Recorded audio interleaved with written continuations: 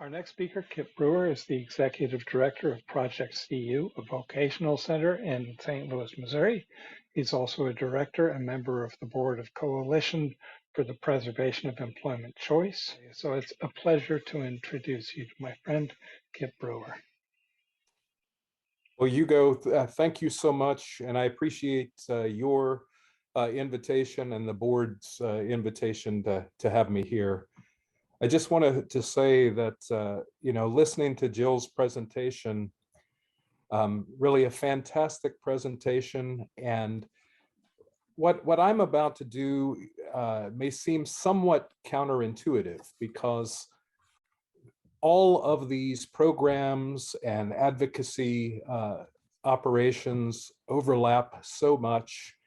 And certainly Project CU and most providers that have a 14C certificate also have many other programs under their corporate umbrella. And to be certain, when you come to one of our work sites and look at the individuals that we are serving and employing, then any and all of these other conditions and programs and funding sources and so on and so forth is to be found within our buildings. And yet what we have been tasked to do is to really focus in and become very, very single issued. And part of the reason that we've been forced into that sort of a mechanization, if you will, is because that is how these programs are dealt with from a funding and from a governmental sort of standpoint. And at the same time that myself and the other members of the Coalition to Preserve Employment Choice are focusing in on 14C all day, every day, we're trying to take these congressional meetings and say, you know what, these things do not occur in isolation. A change to one or another program, one or another funding source affects everything else in the chain. And so again, it's a very, very counterintuitive approach. But as Jill mentioned a moment ago, our goal is to make sure that not just providers of service, but individuals receiving service and their families are seated at the tables so that they can express the need for a full understanding of programs one to another. And I believe in your earlier board meeting, you talked about data just a little bit as well. Data in this space is sorely, sorely lacking. And so I just want to say that because I was so taken by Jill's presentation, really fantastic. And the idea that we all need to speak truth and to absolutely make sure that that truth is heard above this well-meant but highly, highly unrealistic impression of what the real world actually looks like may be the most important message that any of us picks up today. So the first screen here, I will just say very briefly, we have an advocacy group that many of you are familiar with. A-Team nationally started in Wisconsin. There's about 20 A-Teams around. Missouri has a fairly active A-Team. This is one of my individual employees at a recent A-Team event where we had legislators into our facility there at Project CU. And again, those of you who are familiar with A-Team know that that choice mantra goes across. It's not just employment choice, although that tends to be our main focus. It is also housing and life choices as well. And we very much support that across the board. I am the executive director of Project CU. Missouri has a fairly unique model in this space of 14C providers. And Project CU is one of 88 individual members of what's called the Extended Employment Sheltered Workshop program in the state of Missouri. Each of those members is a separate 501c3. The vast majority of us are involved in packaging and hand assembly in one aspect or another. And each of us are members of the state association MASM. That's the MASWM you see there on the screen. I have been the legislative chair for MASM for the past several years. And MASM has had state and federal outreach during that time. But what we found out really some time ago is that we would hit a constituency wall fairly regularly. We've got a fantastic relationship with our Missouri delegation, but as we ventured into and attempted to get into DC offices and committees, some of those offices lost considerable interest in hearing from us as they saw us as Missouri only and Missouri specific interests, and therefore not a voting constituent for them. And that's why this coalition, originally the Coalition to Preserve 14C, and that was really a mechanism to get this movement going and to get all of the stakeholders to the table, and recently changed to a much more appropriate Coalition for the Preservation of Employment Choice. That's where that really took root. That coalition currently has members from 22 states. As Hugo mentioned, he has and VOR, certainly we've gotten to meet Harris at our meetings. We've participated with your legislative team as well on several of these calls. But we've had a really significant opportunity to meet with legislators in both the House and Senate, as well as several departmental heads in DOL, most recently in GAO, which is the Government Accountability Office, to give us a full hour to discuss the lack of data in this space. And we believe that a position paper that we put out there in January has opened a lot of doors, has caused members from both sides of the aisle, House Democrats and Republicans, Senate Democrats and Republicans, to come to the table to find out just a little bit more about why we were not simply accepting what has become the status quo, that competitive integrated employment, or CIE, is a situation that is available and appropriate for everyone. And while we certainly seek that out, we certainly think that everyone should have that option, we don't think that it is the right fit for everyone, any more than we believe that 14C and commensurate wage facility-based employment is the right fit for everyone. One size simply does not fit all in any case. I also wanted to say that that I come to this meeting really first and foremost as a parent. I have a 23-year-old son named Kieran, who is on the spectrum.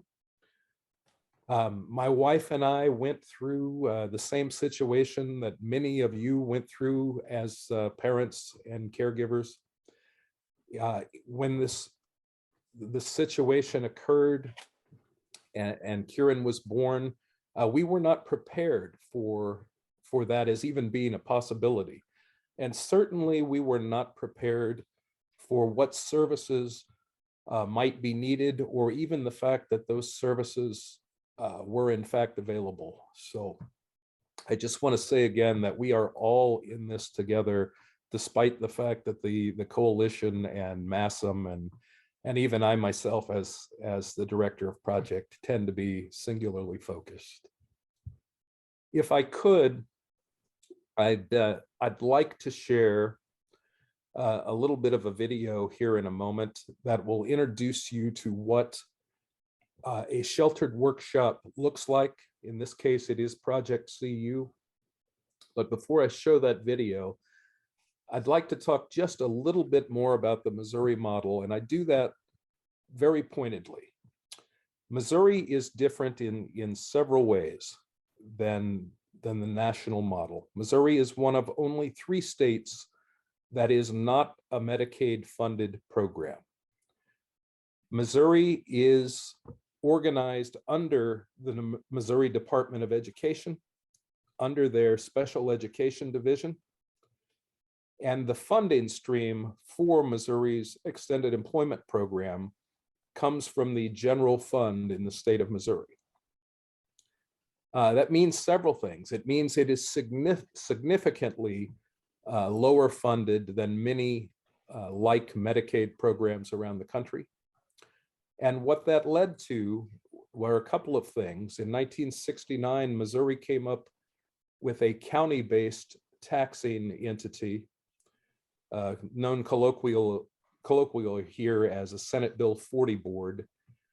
And that provides some additional funding for all disability services, most particularly for employment and for transportation.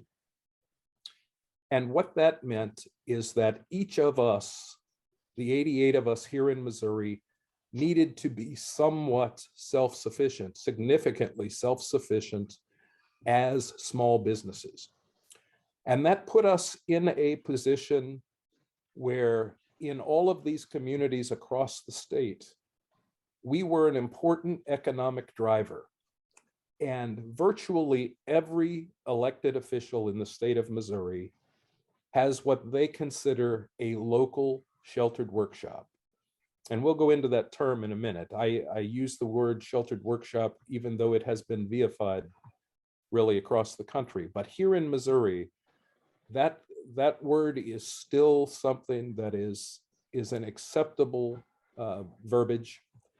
And it is that level of grassroots support that has made Missouri a little less susceptible to some of the federal changes that are going on. And as all of us work together to improve our outreach and our advocacy, I think it's important to remember that little piece of the Missouri model, in that right down to an individual level, politics is and always will be a very, very local endeavor. And hearing from a parent, from an individual, seeing in a very real and tangible way the stories is crucial to this. But singular voices don't have a lot of effect amongst our elected officials. And so we've got to combine that with these networks that we are getting better and better at creating and working together with. MASM has a federal lobbying firm, 535 Group. The coalition has a separate federal lobbying firm, K&L Gates. As I'm sure all of you are more than a little bit aware, media outreach, congressional outreach, even individual outreach of making the phone calls and spending the time are expensive endeavors. And so the more we can utilize one another as networking and support, I think the stronger we all become. So if I could, I'm gonna kick off this this video real quickly. It's a little bit of an ad, so I apologize, but it does show both the messaging, the mission side of sheltered employment, and also what we do on a business model. Welcome to Project CU.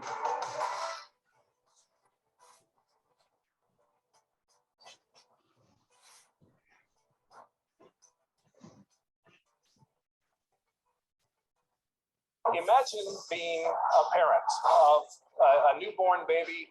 You want the world for your child, and you get a little bit of a surprise. You find out that your child is on this disability spectrum. And all of a sudden, you're presented with a number of barriers, a number of fears. Your hopes and goals for your child have not changed a bit, because all of us as parents want our children's lives to be better than our own.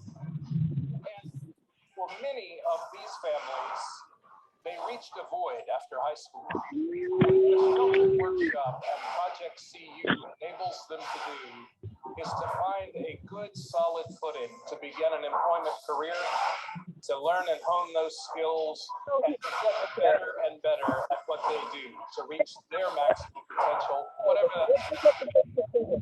Most of Project's employees fall on the IDD spectrum.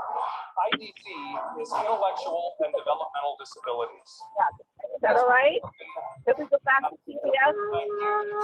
They sometimes have behaviors associated with their intellectual disability, and this makes finding jobs in the community somewhat of a challenge. What Project is able to do is to provide training and mentorship and a safe work environment for these men and women to hone those skills. The vast majority of Project's employees live on their own and maintain most of their own lives on their own terms. Our goal at Project CU is to keep all of our men and women fully and gainfully employed, and we hope that you'd like to be a part of that. If you have a business interest that you think we can assist with, or if you'd just like to be a part of our team, please reach out. Project CU will always be a safe place to grow and learn for men and women with IDD.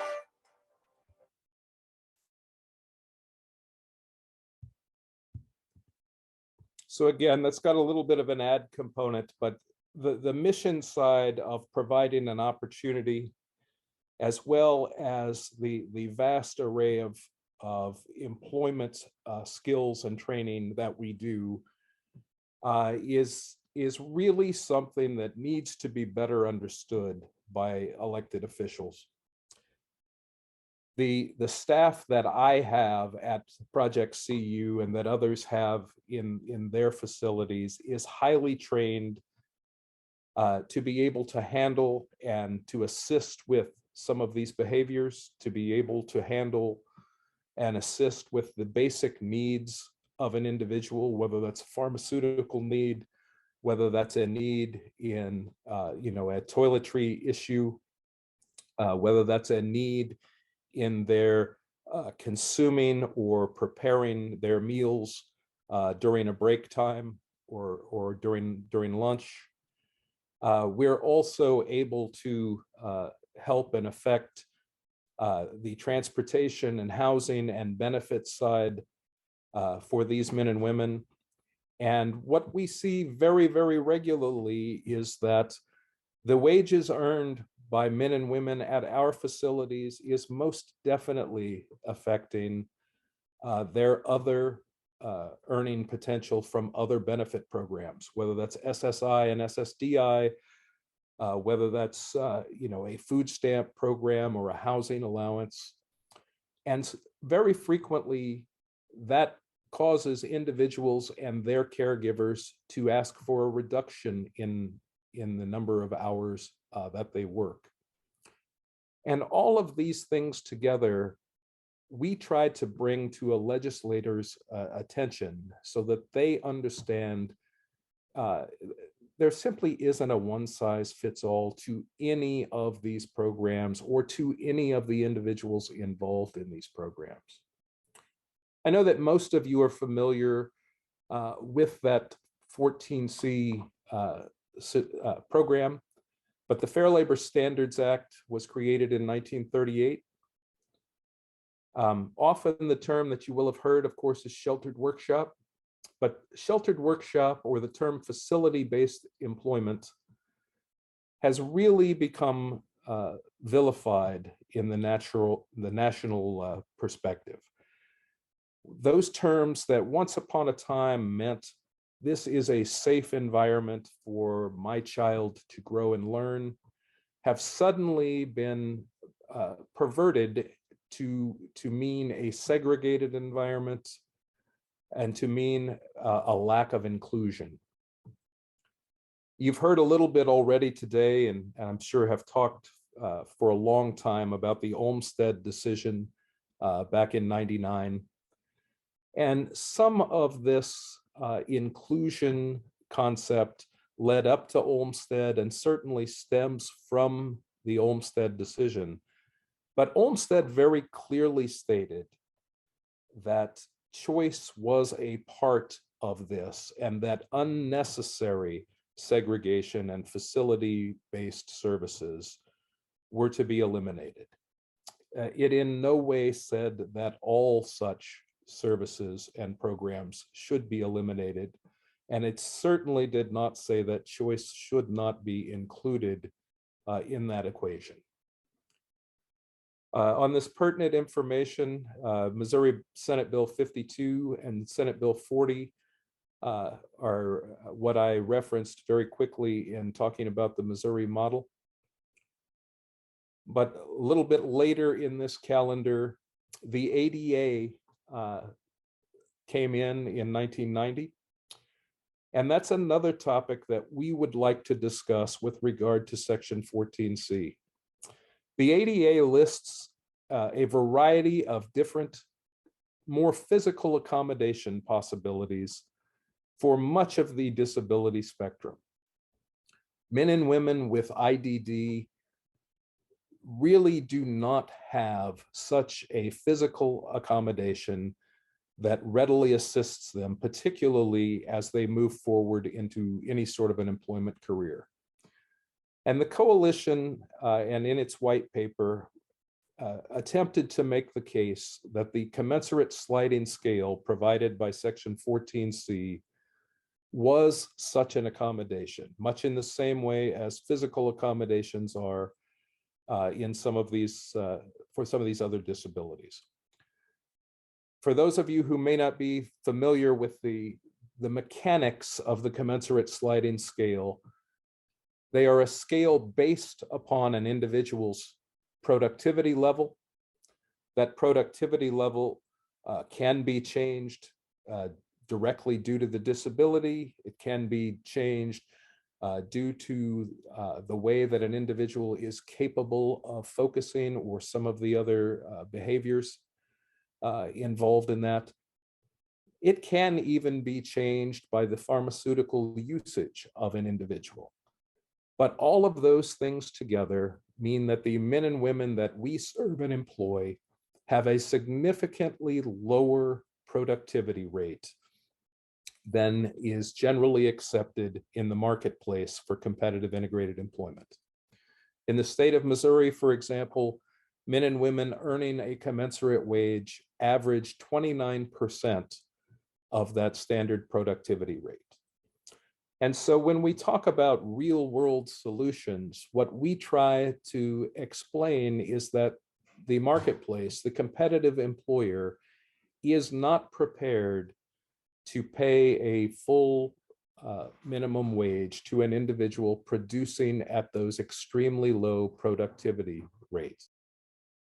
And so what the sliding scale does is it allows an individual to keep and maintain a job, to work at their own pace without the added pressure of trying to reach a somewhat unattainable quota-based system.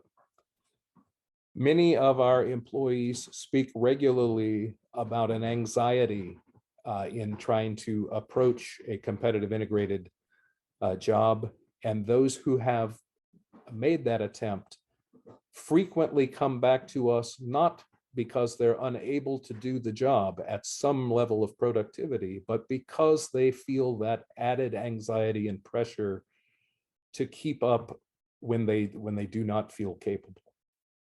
And so we really feel that that message with regard to ADA needs to also be considered.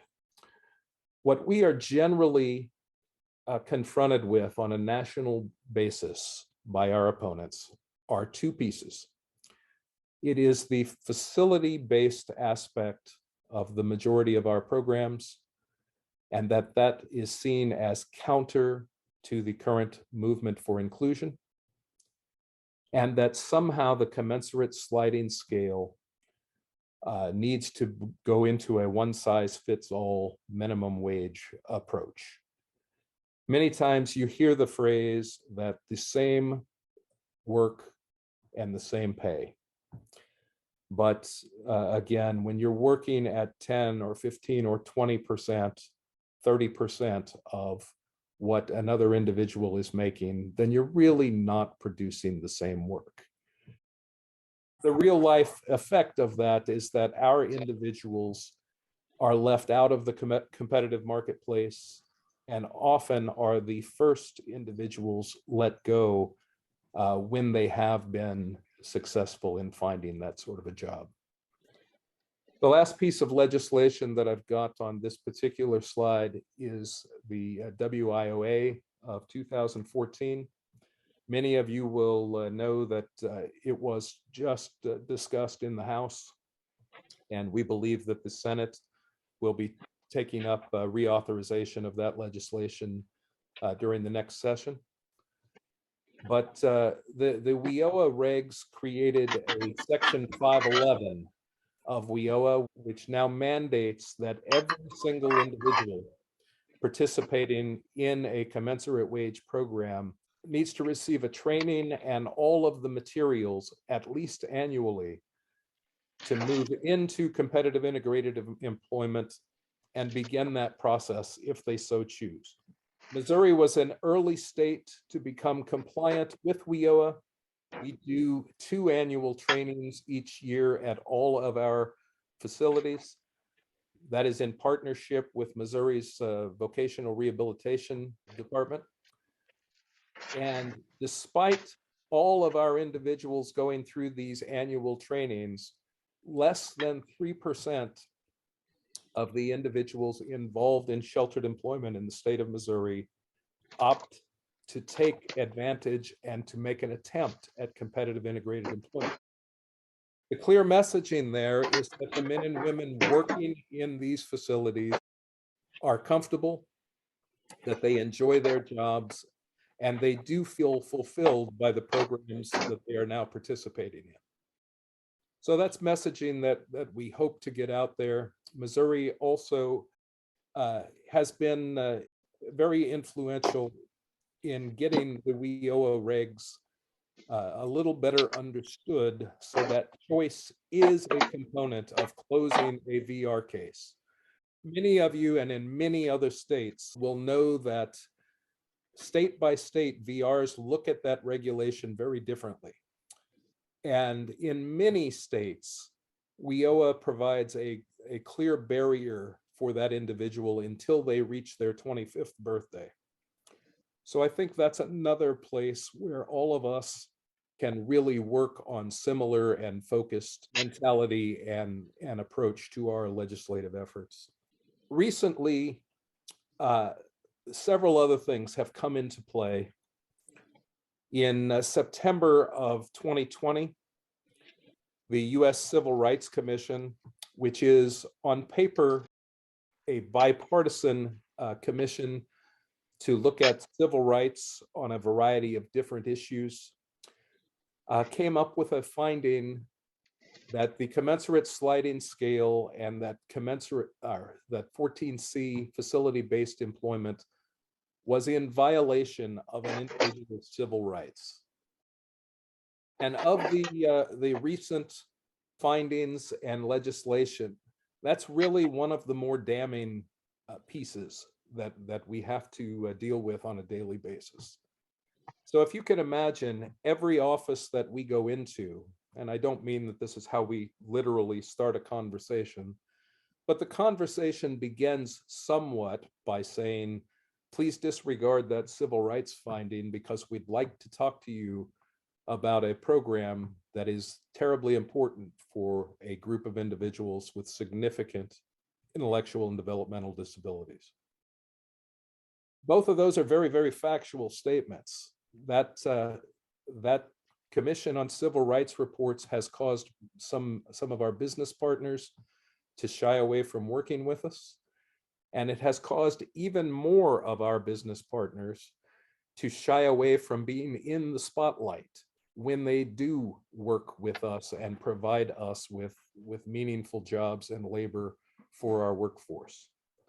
And so by that, what I mean is we have any number of business customers who will say, we would love to work with you. You guys do fantastic work, but we'd like to do that fairly discreetly. You know, we do not want to be in front of the cameras. We would like you not to use some of our product.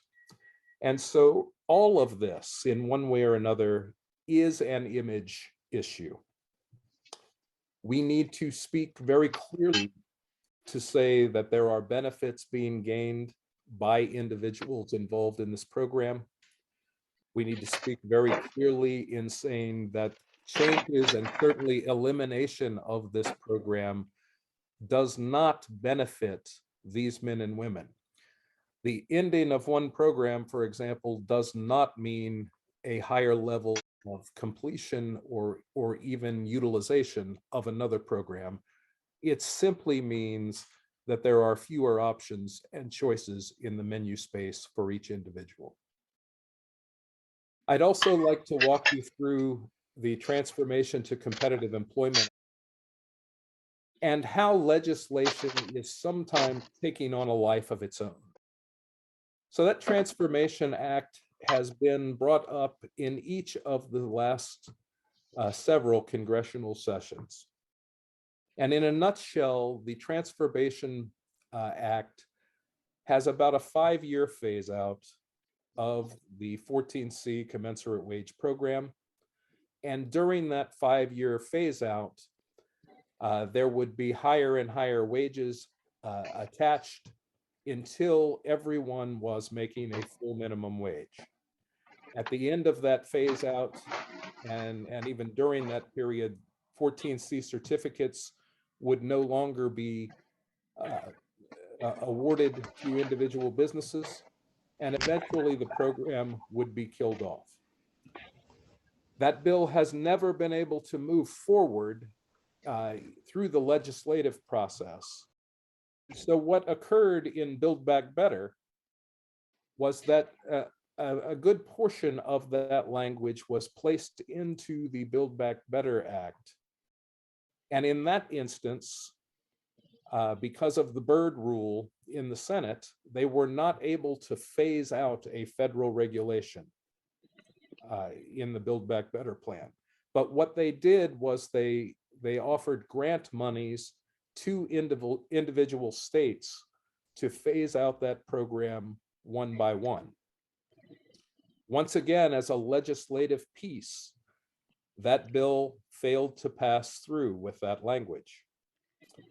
And so very recently, and in fact, the closing date on this offering occurs this week, RSA has a grant opportunity through the Federal Department of Education for states who are compliant with WIOA to apply for $160 million of funding to transition individuals from sheltered employment into CIE.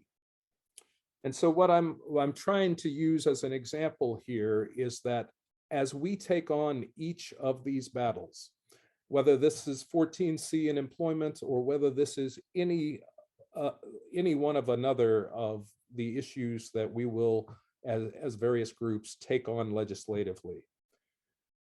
This movement toward inclusion, this movement toward one-size-fits-all math on individuals with disability is now so pervasive that folks are moving forward with a great deal of speed and without significant data and and information to back them up. And if a legislative fix doesn't work, then a regulatory fix is tried next. And I think we need to be ever diligent on this. And the end result is that there are now 12 different states that have either ended 14C or are in the process of ending 14C. If you go back several years, there are two larger studies. In 2015, when Maine closed its sheltered employment facilities, George Washington University put out a study.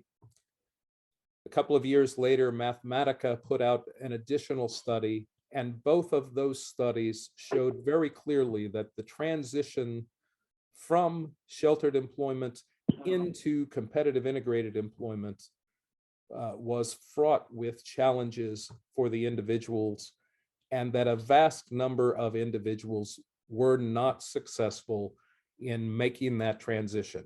And in fact, that many of those individuals ended up in rehabilitation programs or ended up simply staying at home, either with parents or family or in their care facilities. Despite that, data continues to be an extremely precious commodity in this space. What we have asked as a coalition is we have had conversations with GAO. We have asked that in the FY23 appropriations language that there be a requirement for additional data and that data go across a broad spectrum of services so that we can show once and for all whether or not closures are in fact affecting movement into CIE. We feel fairly strongly that they are not putting a significant input into that increased employment for individuals with disabilities. And I think the reason that we would make a statement like that is that that employment rate, or rather the unemployment rate for individuals with disabilities, has been essentially static since the 1970s.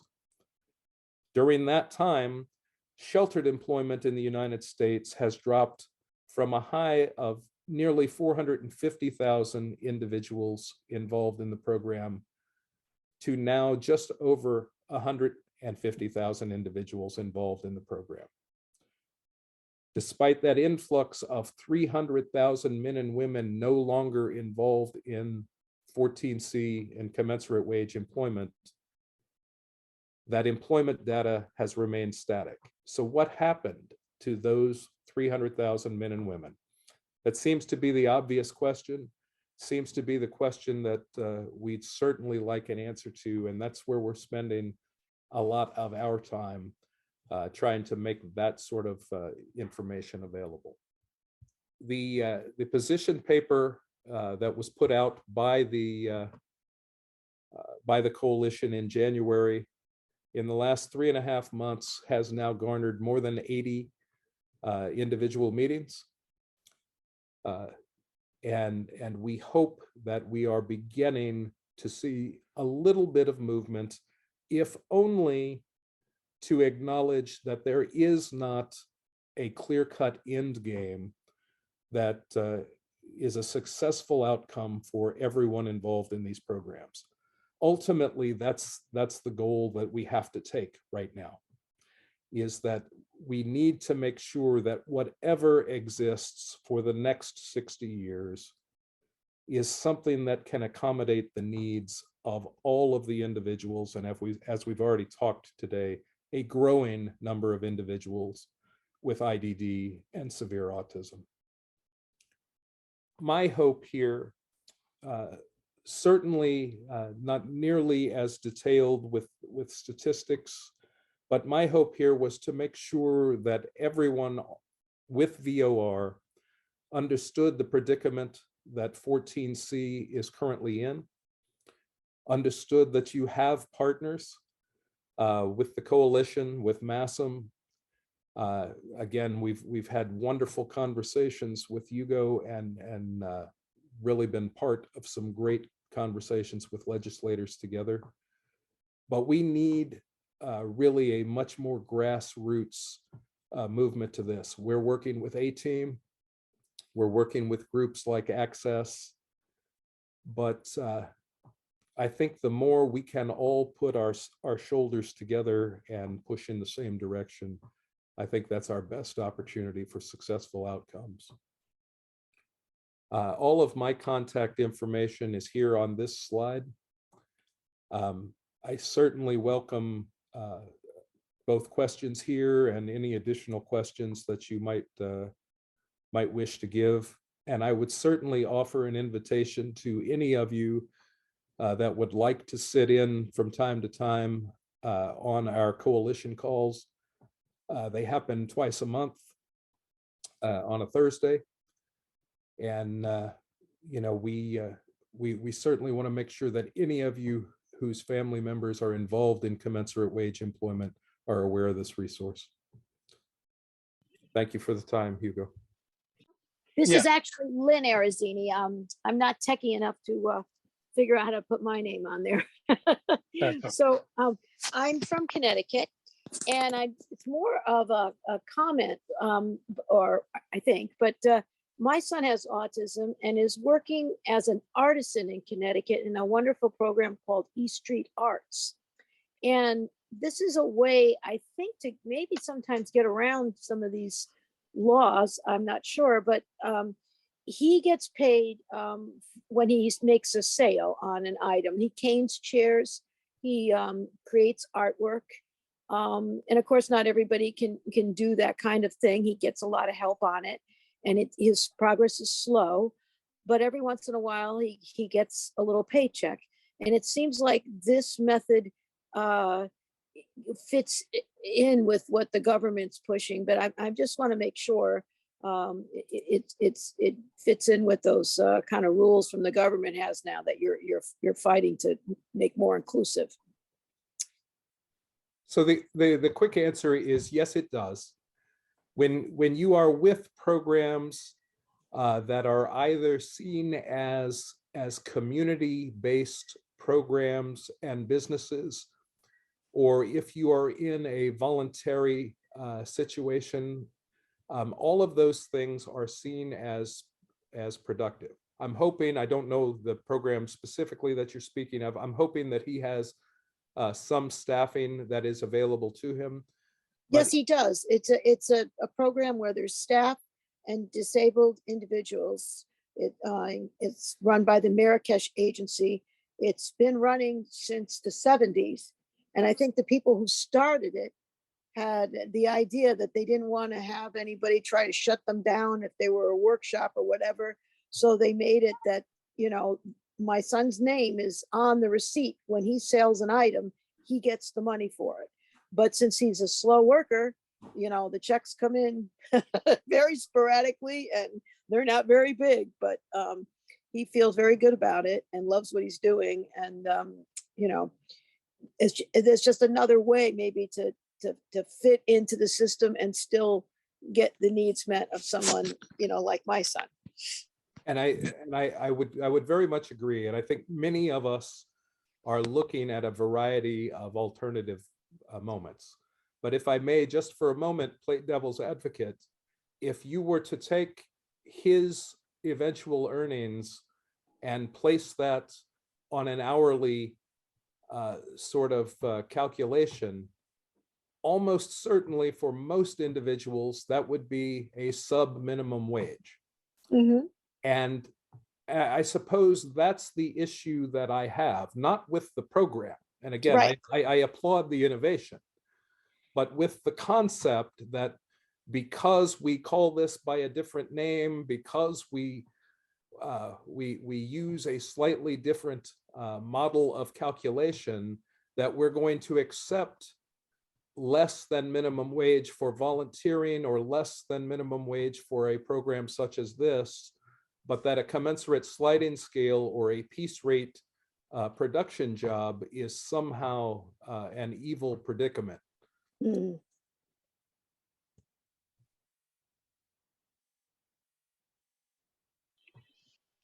Thanks. Good. Harris? Uh, Hi, Kit. Thanks for your presentation. Good job. Good to see you, Harris. I do have one quick question and one quick suggestion. My question is, when you talked about the people from your sheltered workshop that tried competitive integrated employment, but decided to come back, do you have a feel for what percentage that was? Well, the biggest data problem, because everything I tell you is going to be anecdotal. Yeah. Because as soon as individuals move from one programmatic funding to another, it's difficult to follow that in terms of the individual. You just see slight influxes to each program's budgetary amounts. But in my experience, I would say that about 40% of the individuals who make that leap come back and realize that there's only a small number of individuals making that attempt in the first place. Yeah. So Okay. the folks that are making that attempt are at the upper echelon of skills and ability, and the lower end of some of the behaviors and barriers. And they generally have some pretty good supports. You know, they are utilizing CIE staffed programs. They tend to have found a business partner that is amenable to either the lower production or some of the behaviors and accommodations. And that's not a universal piece. Every single business out there in the competitive marketplace is not prepared to take on those accommodations. Yeah. And so again, I applaud everyone for the effort. I applaud the businesses who do that.